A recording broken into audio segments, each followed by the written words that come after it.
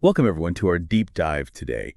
We're going to be looking at this Elon Musk biography by Walter Isaacson. And, like everyone's got an opinion about Elon. I mean, is he like a genius? Is he reckless? Is he visionary? And, we're going to try to figure that out today. But I'm really curious, can we trace those traits back to his childhood? Like, did his family life kind of put him on this path? And luckily, we've got our expert here.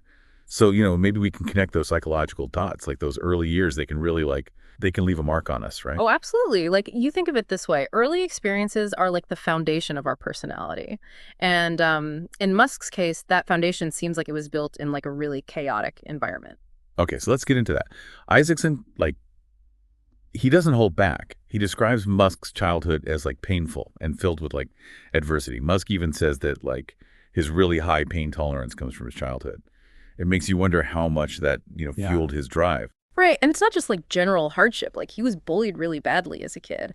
And that kind of chronic stress can really like push someone to seek control, to dominate their surroundings, almost as a way to avoid feeling powerless. So overcompensating Yeah. for those times when he felt totally helpless. Exactly, like a defense mechanism, almost like a way to ensure that he never feels that vulnerable again. And then there's this weird contradiction where Musk says that he hates being alone. It's like this deep fear of isolation. And it seems to come from a really lonely childhood. Even his mother said he had trouble making friends. So it's you've got this intense drive to achieve, but also this underlying fear of being alone. Yeah, it's a fascinating paradox, almost like he needs to constantly prove his worth to everyone, surround himself with success and admiration to avoid facing that inner emptiness. Yeah, it makes you wonder how much of his public persona is driven by that need to fill that void. And, speaking of complicated relationships, we've got to talk about his family dynamics. Isaacson paints a pretty raw picture of the Musk family, especially the relationship between Elon and his father, Errol. Infidelity, harsh treatment of his mother, May. It's definitely not a storybook upbringing. Yeah, it makes you wonder how a child navigates that kind of emotional landscape. Do they become hyper independent or do they crave stability elsewhere? Musk seems to be a bit of both. Right.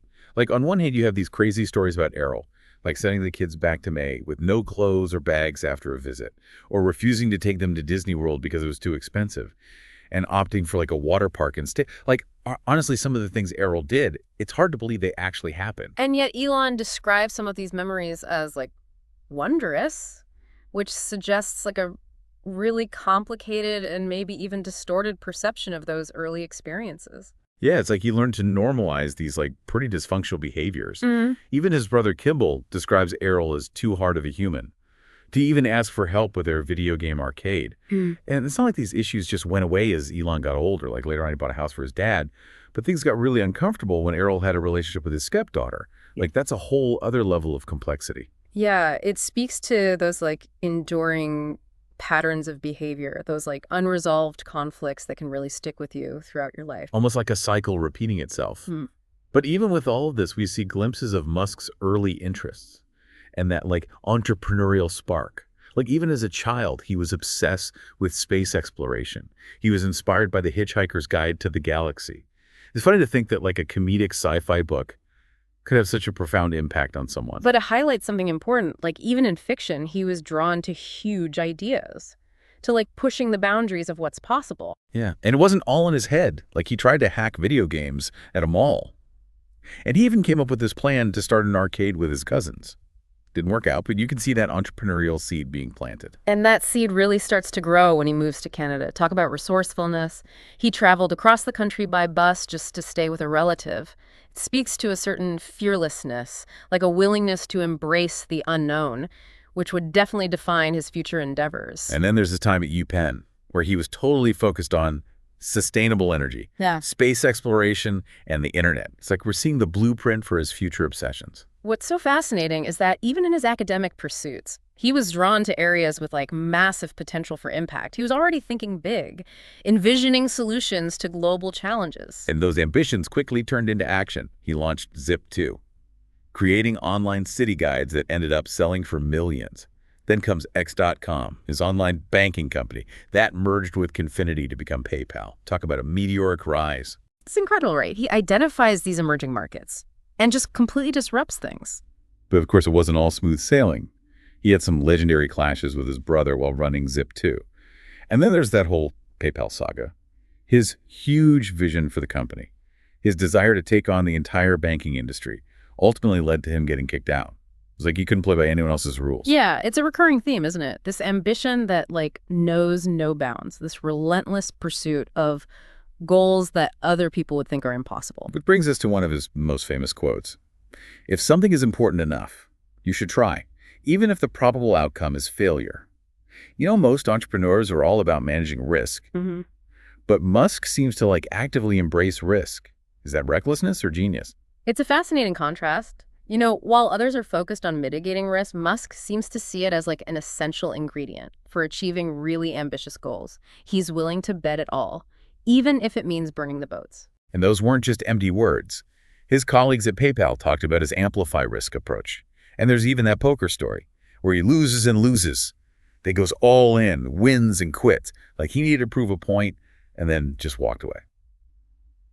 And speaking of ambitious goals, let's move on to SpaceX and Tesla, two ventures that really cemented his place in history. Two ventures that perfectly embody his fascination with pushing the boundaries of technology and human potential. With SpaceX, it was all about realizing that childhood dream of space exploration. He's talked about wanting to make humanity a multiplanetary species. It's not just about rockets and cool tech. It's about ensuring the survival of our species. Yeah, it speaks to a deep sense of responsibility, a desire to tackle challenges on a cosmic scale, and, a little bit of a flair for the dramatic. Oh, absolutely. And we can't forget his initial plan for SpaceX. He wanted to send a greenhouse to Mars. I mean, how delightfully quirky is that? But getting SpaceX off the ground was anything but easy. He faced so many setbacks, like those failed attempts to buy rockets from Russia. He even got spat on by a Russian official during one of those rocket buying trips. A rather inauspicious start, to say the least, yet it speaks to his tenacity, his refusal to give up, even when faced with obstacles, and, well, bodily fluids. That's Elon for you. And then there's Tesla, born from his desire to speed up the transition to sustainable energy. A venture that reflects a deep concern for the future of our planet and a desire to leave a positive impact. But even with Tesla, things weren't always smooth. His clashes with Martin Eberhard, the early CEO, are legendary. Their totally different management styles ultimately led to Eberhard being ousted. It really highlights this constant tension we see with Elon, his intense drive for mission success versus his difficulty sharing control. He has such a clear vision for the future, and he expects everyone to be totally on board with it. And if they're not, well, let's just say he's not known for his patience. Which brings us to a big question.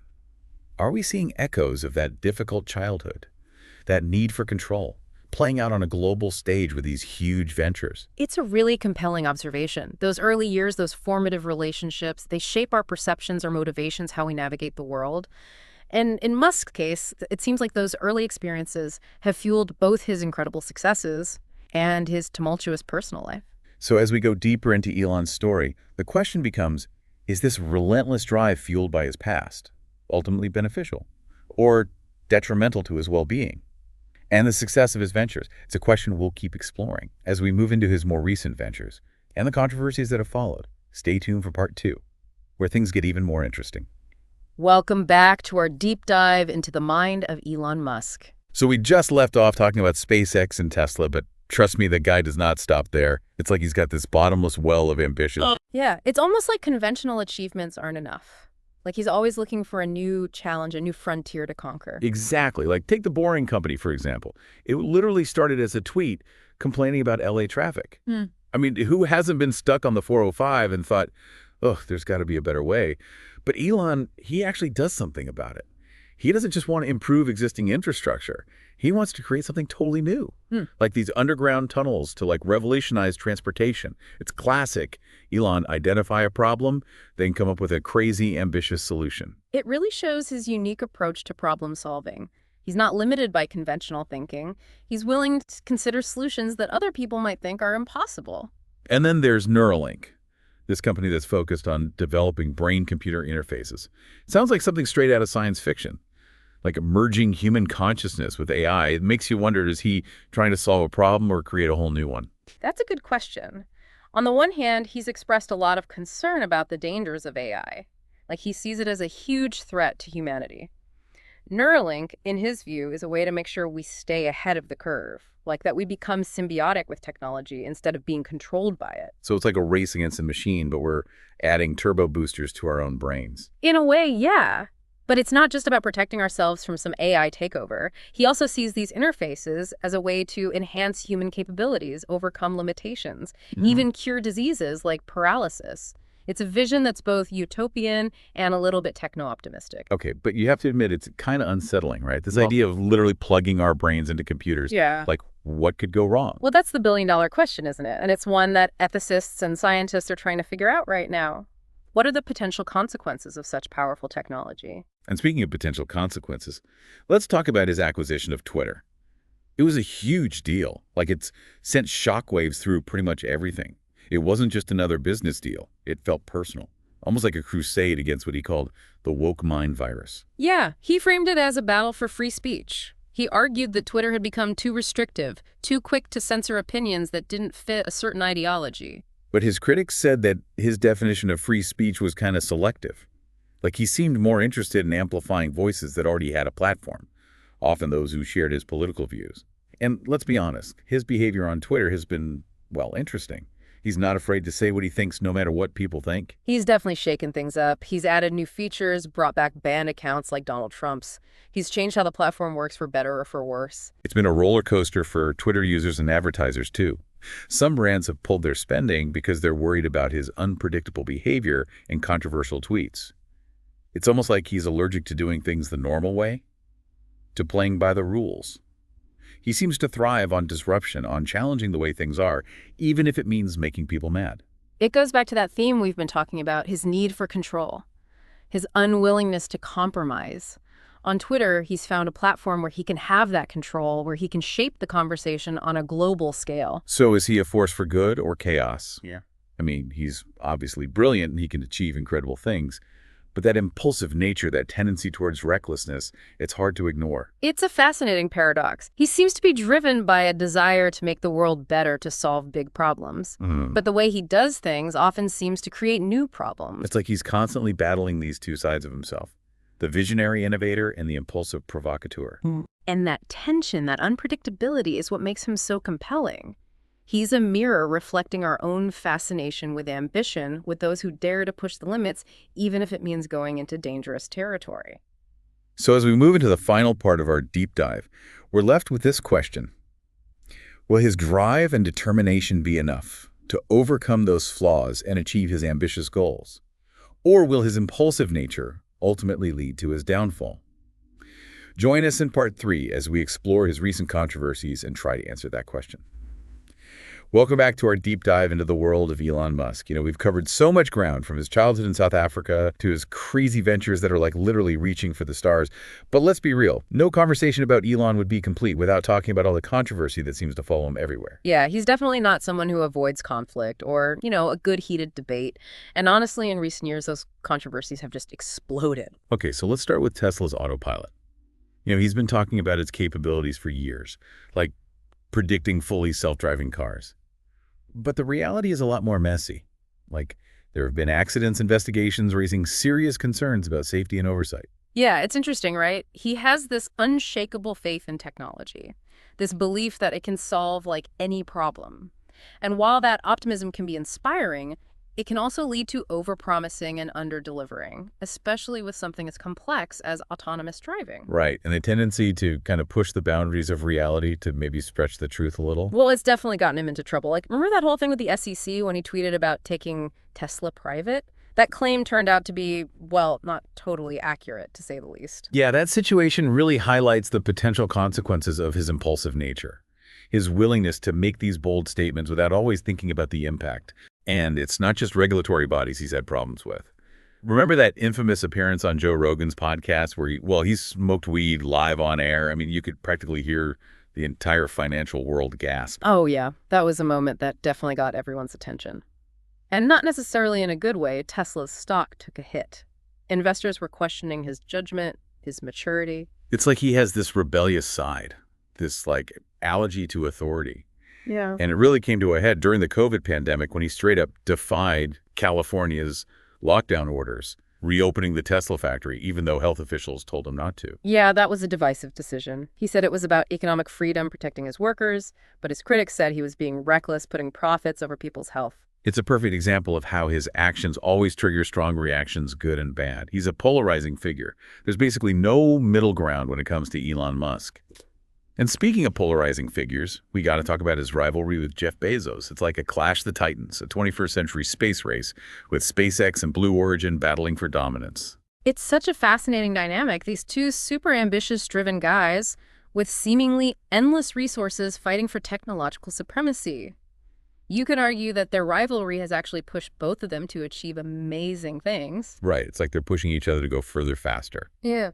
But you can also see how that competitive drive, those big egos, could lead to bad decisions or even sabotage. Yeah, it's a delicate balance. And it'll be interesting to see how it all plays out. Will it ultimately benefit humanity's progress in space, or will it become this destructive zero-sum game? Who knows?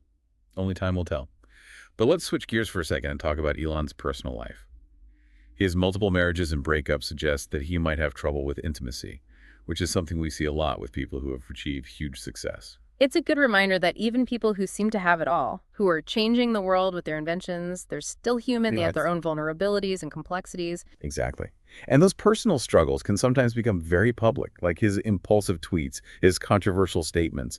They make people wonder about his emotional stability, his ability to handle criticism. It's that unpredictability, that volatility, that makes him so fascinating and also frustrating. You never know which Elon you're going to get. The visionary innovator, the passionate advocate for humanity's future, or the reckless provocateur. He's a living, breathing paradox. Nah. Brilliant, ambitious, impulsive, and often self-destructive. And it's that complexity that makes him so captivating. So as we wrap up our deep dive into the life and mind of Elon Musk, I'm left wondering, what will his legacy be? Will it be one of innovation and progress, or one of missed opportunities and self-inflicted wounds? That's a question that only time can answer. But one thing's for sure, Elon Musk will always grab our attention, challenge our assumptions, and make us think about the complexities of ambition, innovation, and what it means to be human in this age of crazy technological advancement. He's a force of nature, a disruptor, a visionary, and a cautionary tale all in one. And his journey is far from over. Thanks for joining us in this deep dive into the world of Elon Musk. Until next time.